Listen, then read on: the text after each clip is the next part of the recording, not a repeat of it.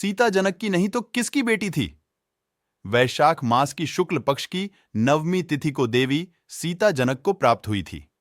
इसलिए इस तिथि को जानकी नवमी और सीता नवमी के नाम से जाना जाता है।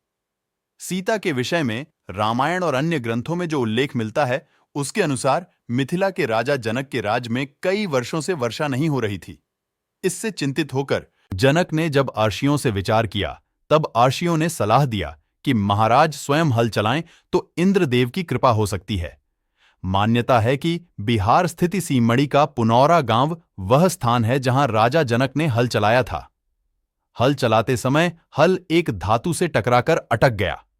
राजा जनक ने उस स्थान की खुदाई करने का आदेश दिया।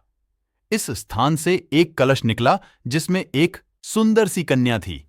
राजा जनक निसंतान थे। इन्होंने कन्या को ईश्वर की कृपा मानकर पुत्री बना लिया। हल का फल, जिसे सीत कहते हैं, उससे टकराने के कारण कलश से कन्या बाहर आई थी, इसलिए कन्या का नाम सीता रखा गया। इस घटना से ज्ञात होता है कि सीता राजा जनक की अपनी पुत्री नहीं थी। धरती के अंदर छुपे कलश से प्राप्त होने के कारण सीता खुद को पृथ्वी की पुत्री मानती थी। लेकिन वास्तव में सीता के पिता कौन थे और कलश में सीता कैसे आई, इसका उल्लेख अलग अलग भाषाओं में लिखे गए रामायण और कथाओं से प्राप्त होता है।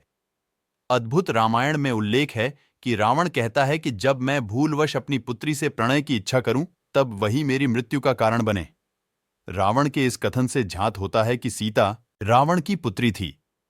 अद्भुत रामायण में उल्लेख है कि गृत्समद नामक ब्राह्मण लक्ष्मी को पुत्री रूप में पाने की कामना से प्रतिदिन एक कलश में कुश के अग्रभाग से मंत्रोच्चारण के साथ दूध की बूंदें डालता था। एक दिन जब ब्राह्मण कहीं बाहर गया था, तब रावण इनकी कुटिया में आया और यहां मौजूद आर्षियों को मारकर उनका रक्त कलश में भर लिया। यह कलश लाकर रावण ने मंदोदरी को सौंप दिया। रावण ने कहा कि यह तेज विष है, इसे छुपाकर रख दो। मंदोदरी रावण की उपेक्षा से दुखी थी।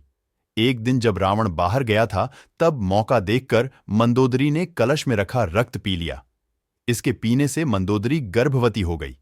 लोक लाज के डर से मंदोदरी अपनी पुत्री को कलश में रखकर उस स्थान पर छुपा गई जहां से जनक ने उसे प्राप्त किया। Please like, share, comment and subscribe.